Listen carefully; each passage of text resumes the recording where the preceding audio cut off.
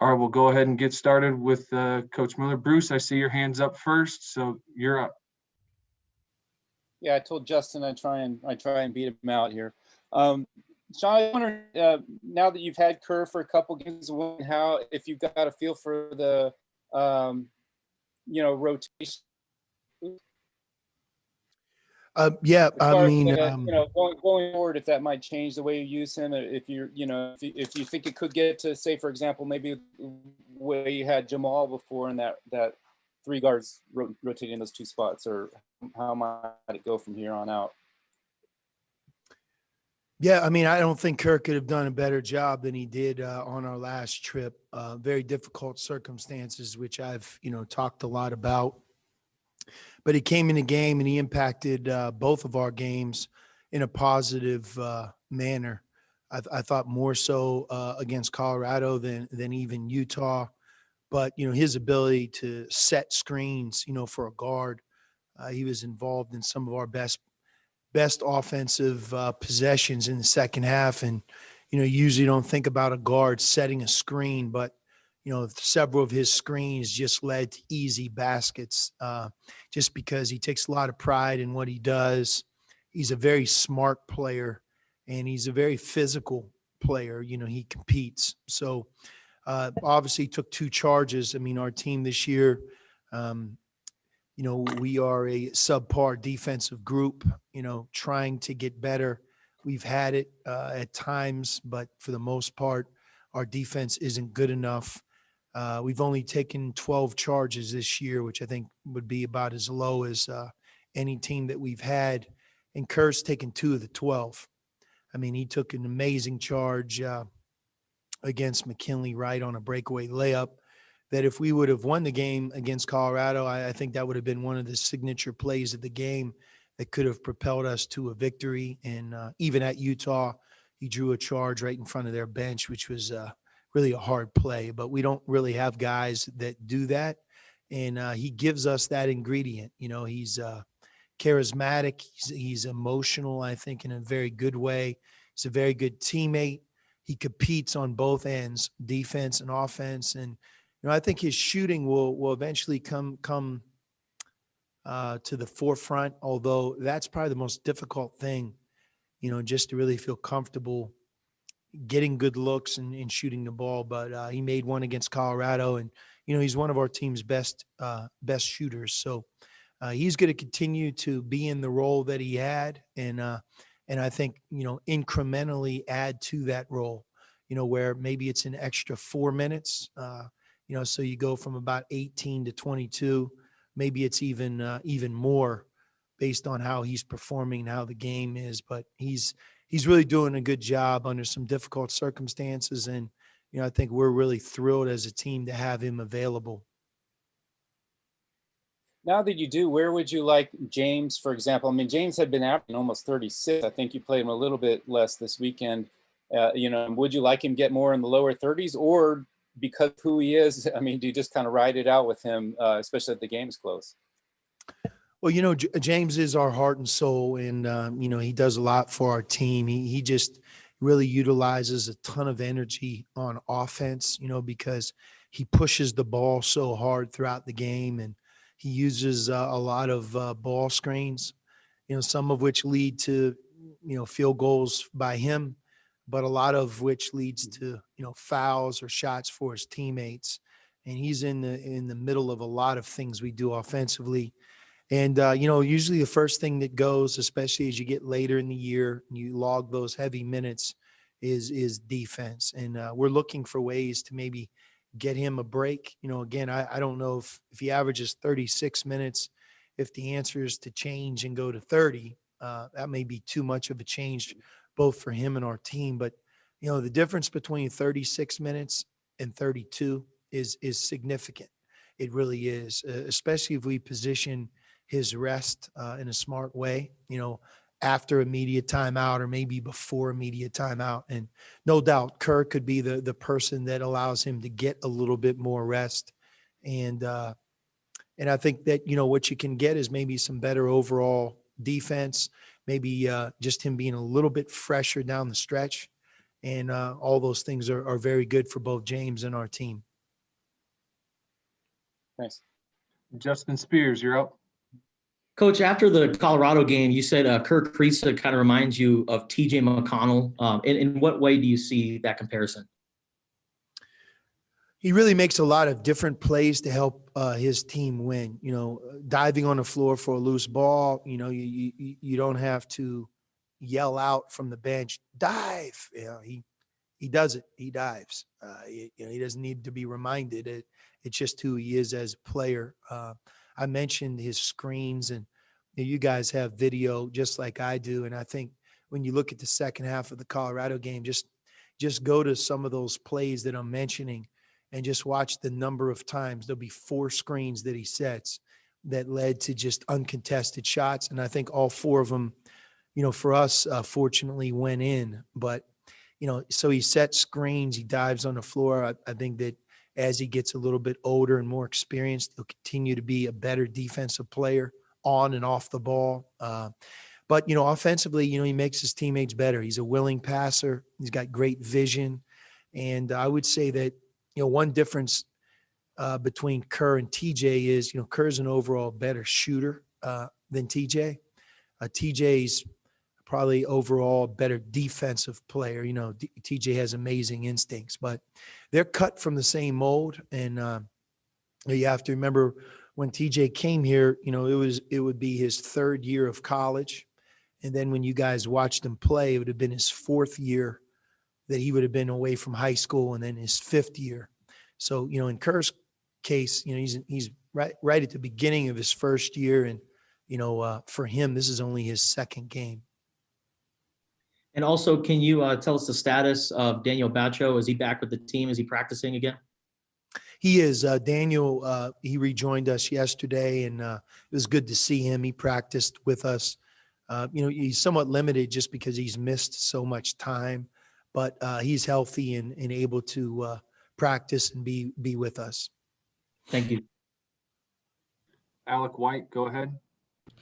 Yeah, Coach, I know after the Colorado game, you elaborated on some of the conversations you had with Ben, but have you had to do that with some other players, especially the young guys that you've had in the program, just to have that sit down talk? Is that something that's normal with the amount of young guys you have in the program? Yeah, for sure. And it's not just me. You know, it's our staff in general. It's Justin Kokoski, who's our trainer. It's Chris Rounds, who's our strength and conditioning coach. You know, it's Ryan Reynolds, who's our director of basketball operations, who's really the liaison between academics and all of our players. You know, it's not just the head coach. It's just the staff in general, just making sure that that those guys are in a good mindset, and, you know, that we're giving them accurate feedback. You know, sometimes the feedback is really positive, you know, that they're doing a great job in practice, that they're improving, that they're playing well in games, or they're improving on one side of the ball. Maybe they're just, you know, becoming an overall smarter, better defender, and we're able to give them good feedback on that. And then, you know, obviously, you know, you have to give them direct feedback when maybe things aren't going as well, that they're lackadaisical in the classroom, or, you know, in practice didn't have a good day. So I think all of us try to really deal with them. That's the one, I think, beauty of our sport, that, you know, we don't have hundreds of players, you know, 50, 80 players, kind of like the football team. I mean, we really have a group of, you know, 10 to 15. And when you talk about the younger guys, you know, you have a small group of 4, 5, 6 of those guys. But we're always trying to give them feedback. And, you know, on a long road trip in the Pac-12, sometimes that's an ideal time to really sit down and talk with them, just because you really have their undivided attention. There's nowhere else for them to go but the hotel, the room, the practice court. So we try to utilize those trips to communicate as well. Is Jason Terry a guy that can be part of those conversations with these players just because of his experience at the next level in dealing with those challenges? Yes, and, you know, that's one of JT's strengths, obviously, because he's been in their shoes in a big way, both in college and here at the U of A. And then obviously he lived that life that they all want to live, you know, 19 years as an NBA player and a world champion, an NBA sixth man of the year. You know, there's there's a lot of sacrifice and a lot of lessons that he has and he can share with our players. And he does that very well. And really the rest of our staff does too. You know, a guy like Jack Murphy's been a head coach. You know, he's been here at Arizona in different roles and has been with teams that have won Pac-10, Pac-12 championships, that have been in Final Fours, that have lost heartbreakers in the NCAA tournament. You know, Danny Peters, again, been here in a variety of roles. He was with us when we had, you know, 2 teams that went to the Elite Eight. So, you know, all of our staff tries to contribute in those ways. But yes, I think Jason Terry's excellent in his ability to communicate to our players. Bruce Pasco, you're up. Sean, following up on that with Daniel, is he healthy enough on his knee that, you know, because you don't have to redshirt him this year, you could play him in it if you either had foul trouble or a situation where you were comfortable playing, could he play as early as this week, or do you think maybe not? No, he won't play this season. He won't. He just he's missed too much time. Okay. What, like, when you say that, I mean, like, are there things that you feel like he'd need to be better at, sound defense or anything in particular where you think, you know, he's you know, he's been set back that? Yeah, he doesn't know our plays. It just, he hasn't been in practice long enough. He just missed too much time. Okay. And I was wondering, you know, about Ben, just following up on that specifically, where do things stand? I mean, you were talking about, you know, how you use the road trips, and certainly he was a guy you spoke with, and he played very well on Saturday. Does this get things back to normal with him, or kind of keep ongoing, you know, conversations with him because of, you know, the way he can play and all? Where do things stand? Yeah, I mean, it's really never deviated from normal, you know, other than, you know, obviously he started a game and didn't start. But, you know, I think one of the hardest parts for players in general, especially if you're in the thick of things as a starter and as a real key players, is when you get injured, you know, because, you know, the injury, you know, there's different phases to it. One is just, can it get worse? How long are you just not able to do anything? And then when you get that diagnosis, you know, a lot of times it's just a brief time where you're sidelined, where it's simple. You know, I can't do anything except rest and maybe a few things, rehab to get better. But once that time ends, then it's just tricky. You know, how much do you practice? How hard do you practice? What are you able to tolerate? You know, how can you know, figure out a game plan and go through scouting when maybe you're not getting the reps that you normally do. And then just, you know, you're out there playing, and it's hard enough to be successful when you're 100%, and maybe you're playing, but you're not 100%. That's all very difficult when you're dealing with multiple games, and it happens during the season for any player, senior, point guard, center. But when you're a freshman and, you know, this is, you're in college for the first time, you have a lot going on, you want to play well, you're eager and anxious to get to the games, and you just don't feel right. In fairness to that type of player, you know, they're going to make mistakes. Things aren't going to be as easy. And I think the last 2 weeks have been a lesson for Ben in that, you know, he's had to overcome this ankle injury, and, you know, just you tweak it a couple times. But I think the number one thing for him is, especially if we can get through these next couple of days without any setback, that he'll really return back to very close to 100%, as close to 100% as he's been in some time. So that's really something he has going for him. But, you know, being able to handle the ups and downs of college, wins, the losses, playing well, not playing well, getting the ball, not getting the ball. You know, those are the things that we have to help all of our players understand, especially a young player like Ben. But his response was exactly what I think any coach or any staff, any team would love to see in a player going from Utah to Colorado. He not only made shots, but, you know, his disposition, his attitude, the way he practiced, all of that was just excellent. And I think it really says a lot about Ben's character, about his future being really, really bright. And, that's why you come to a place like Arizona. You aren't going to be just, given everything. You're going to have to earn it. There's going to be some tough moments, but, that's how you grow and that's how you learn. And most importantly, that's how you prepare for life after college.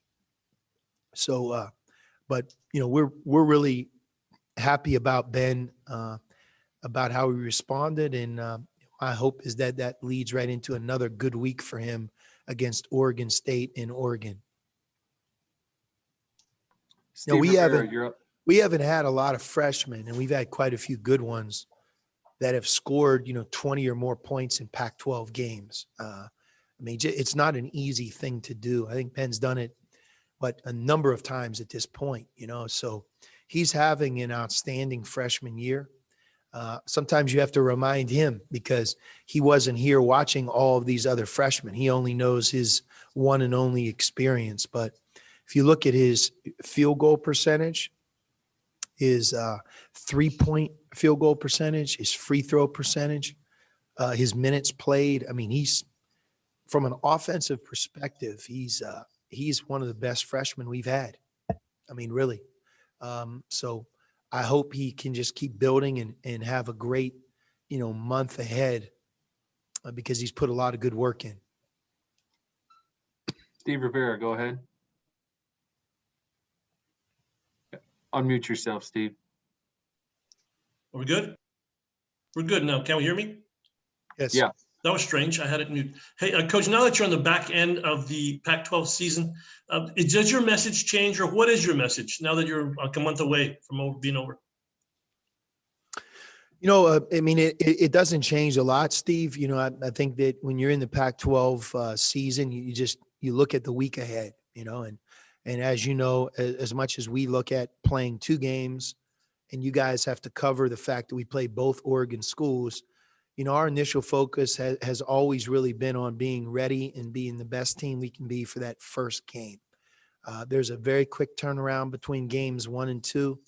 And although all of us try to be prepared and do the best we can going from game 1 to game 2, to some degree, the hay's in the barn. There's only so much you can do. And being smart with rest and recovery is part of that. So, I don't want to say you put all of your eggs in the first basket, but you want to play well, you want to be ready, because you can control that a little bit more, having your typical Sunday off day, Monday, Tuesday, Wednesday, a shoot around, and then the game on Thursday.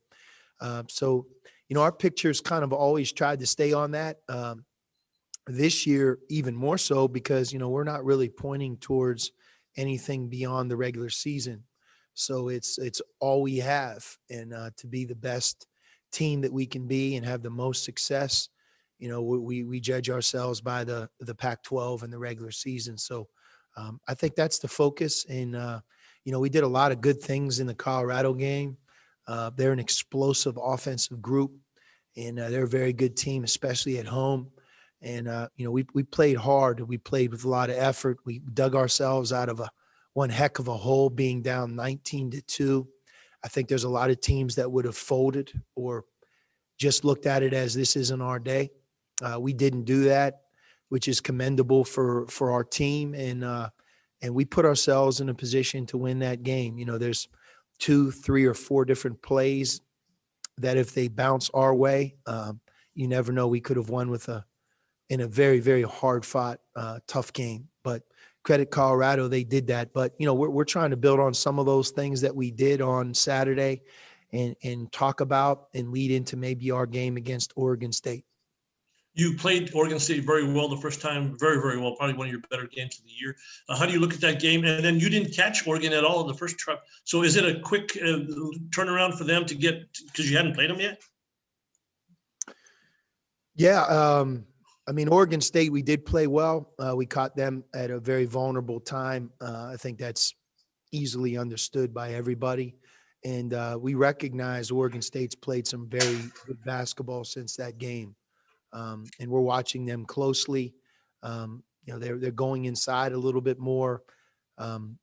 Ethan Thompson's one of our conference's best players. And, you get into that month of February, a lot of times those seniors that have been here for a while, they rise to the challenge, and you kind of see him doing that. And Oregon State's always a tough-minded, physical group, and we expect that as well. They balance zone with man.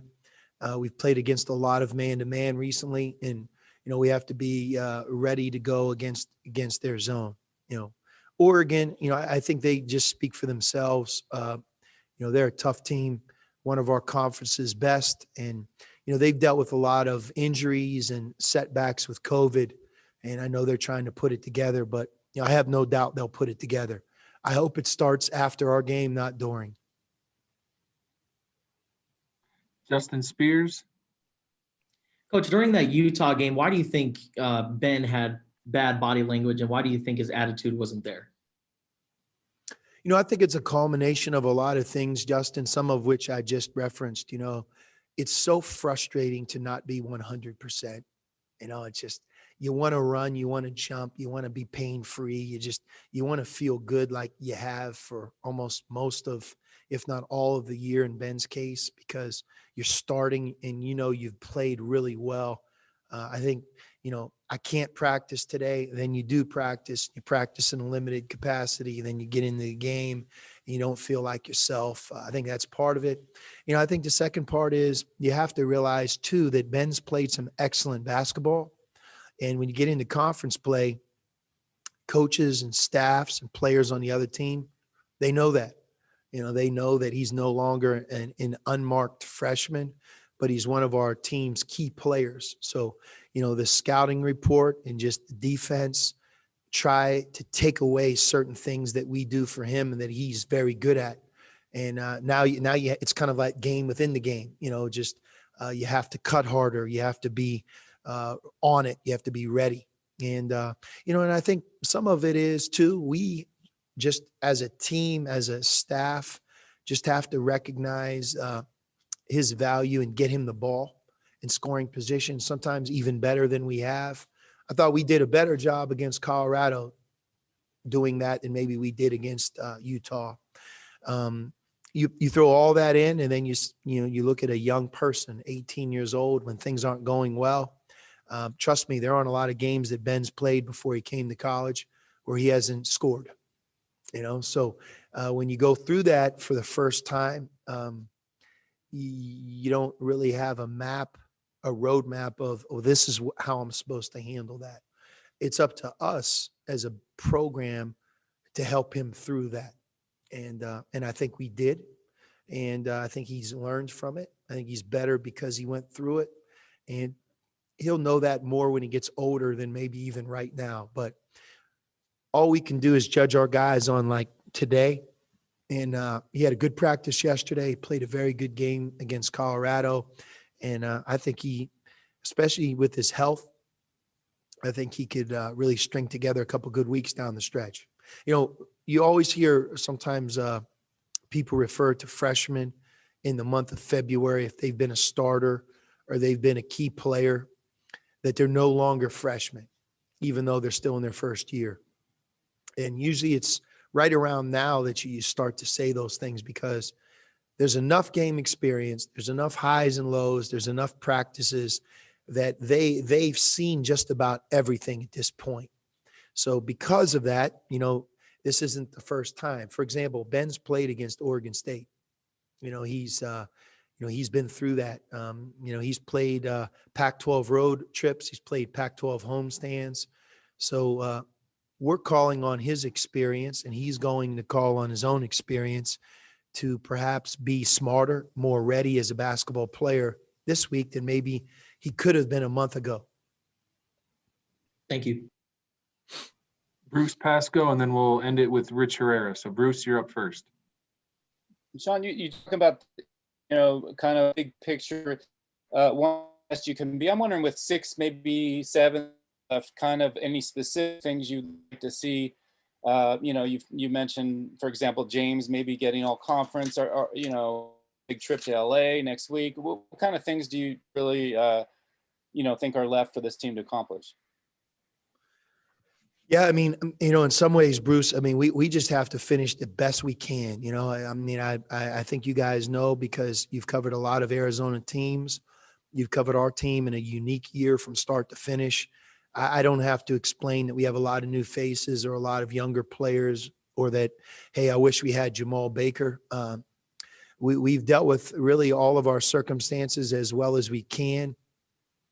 You know, if you would have asked me in August, do I think our team would be, you know, as efficient offensively as maybe we have been this season? Man, I tell you what, I would have taken that bet. I wouldn't have. I would have erred on the side of no. You know, I don't think that we would have been able to score. I would have been worried about scoring. I'd have been worried about offensive efficiency, all of the statistical categories that you guys can really bring up right now and say, boy, they're this nationally, they're this in the Pac-12, even against, you know, Colorado in the last game, you know, they scored. It just goes to show that, you know, I mean, we've recruited these guys. I see them every day. That would have been my concern. I would also have told you that, you know, we would have run into a lot of different problems defensively just because of experience, lack of. But I think we would have won a lot of games maybe with our defense over our offense. That hasn't been true either, you know. So, you know, where we're at right now, I think, is how much better can we get to be able to get those key defensive stops? You know, what is it that we can do maybe better down the stretch on defense that we just haven't been able to do to this point?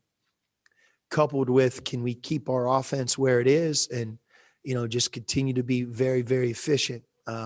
So with those two things, you know, through practice, through film, through, you know, how we're substituting during games, you know, just really trying to do the best that we can with the group that we have.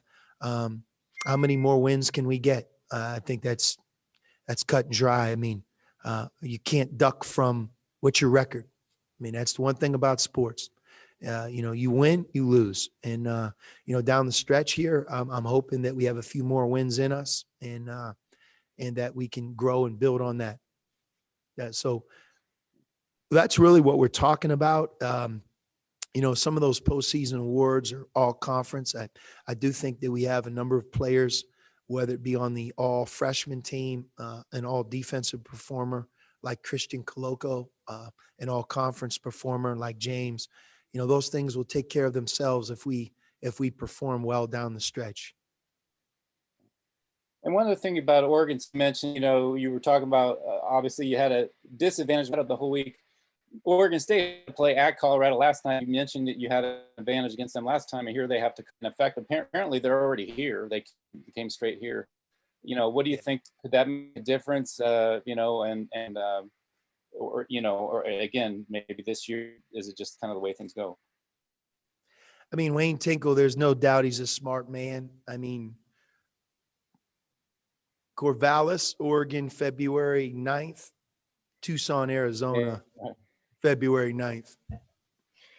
I mean, I gotta commend him on no one's ever questioned his intelligence and being here for 4 days. Just continues to put you know, a lot more stock in just how smart of a guy he is. But to answer the second part of the question, you know, we've been on the tail end or each end of that this year, playing 3 games in a week, 2 different times, or, you know, maybe playing against somebody that their one and only game is you, but yet you've played more than one. I mean, I think you can go stir crazy trying to figure out who has the advantage, who doesn't. And, you know, it's just in this year, it's, you know, there's no reason to make an excuse. All of us are doing the best that we can. And we're gonna just try to be the most ready we can be on Thursday. You know, in Oregon State's case, I'm sure they're going to try to do the same thing. And I'm sure also that's one of the reasons why they want to be here right now, so that, you know, they take the travel element out of it. They don't have 2 trips, only 1. But I go back to that smart decision that he made. I don't blame him for wanting to be here the next 4 or 5 days. Thanks. And we'll wrap it up with Rich Herrera. Coach, how are you today? Great, Rich. Good.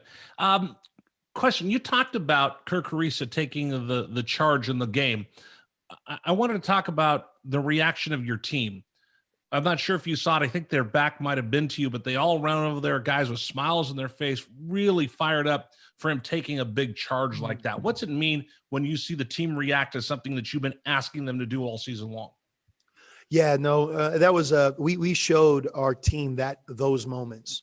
Again, it's not always just the execution of the game, but it's you'd probably put that under the category of team chemistry or culture, or what you think of when you watch us play. But Rich, I think I've been pretty consistent in describing our team from the onset, as far back as maybe one of our first press conferences on Zoom here in the month of September, when none of us really knew when even our season would begin. We have a unique group of kids, man. We really have a group of guys that they have sacrificed. They have worked very hard. They have, stayed on task. No season is perfect. And we weren't ourselves against Utah. And that is not to diminish Utah's great game they played against us. But I think, what you saw there is a group of guys that see Kerr every day, see him practice every day, see him get up early in the morning and get tested, for COVID every day. Him not knowing his outcome of whether he would or would not be eligible. Watching him leave us and go home and play for his national team. And then finally, we all recognized when he would be allowed to play. And then, to see him draw a charge like that, we see him do that every day. But we all kind of know how he plays in his style. And I think it's just a real appreciation for the sacrifice that Kerr's made, and a group of guys that appreciate him as a teammate and know, like, yep, this is what we've seen of you for 4 months. Nobody else really has. And it's finally great to see you be able to do that to somebody else but ourselves, right? Up until this point, the only charges he's taken have been on James Akinjo, right? James is tired of Kerr falling down. So now he gets to see him do it against another player on another team. But it was great to see our guys hustle over there and help them up. It's great to see their reaction. It shows that they're enjoying playing the game. And we have to keep that at the top of our list, just making sure that our guys are together, that they're pulling for each other. And, that's a big part of us finishing strong. This is a little off topic, and I know it wasn't the Steelers playing the Super Bowl, but did you get a chance to watch the game at all? And is there anything that you could take away from Tom Brady or Gronk or anything you saw in the game that you can use as a lesson for your team? I mean, every coach, I'm sure, draws on that game because it's so big. But yeah, Tom Brady and everything that he accomplished speaks for himself. I was just happy that, our own Rob Gronkowski was at the front and center of touchdowns. And it was great to see him having fun and winning another Super Bowl ring as a U of A guy. So that would be number one on my list. And number two, I would say it's amazing, a couple weeks earlier, if you watched the Kansas City Chiefs, everybody was just anointing them, backup quarterback, 4th and 1, they throw a pass, Andy Reid, and what a great coach, what a great offense, Patrick Mahomes. But, you looked, and it's almost like no one really wants to talk about that they couldn't be as good as they normally were because they had 2 key injuries to their offensive line. It's sports, it's, hey, you have to play the game. You're in the Super Bowl and you don't have time to get them healthy. You have to do the best you can. And, this is just a coach, but I think that the Bucs took advantage of the Chiefs' injuries, just if they had both of those offensive linemen able to play, maybe the Tampa Bay Bucs still win, but I bet you it would have been a better game. I thought a big storyline was just they weren't able to just be who they were on offense because of their injuries. And you know what? Andy Reid can't really talk about that. It's part of it. And I'm sure deep down that drives him crazy. But that's my perspective. All right. Thank you so much. You got it. All right. Thanks, Coach.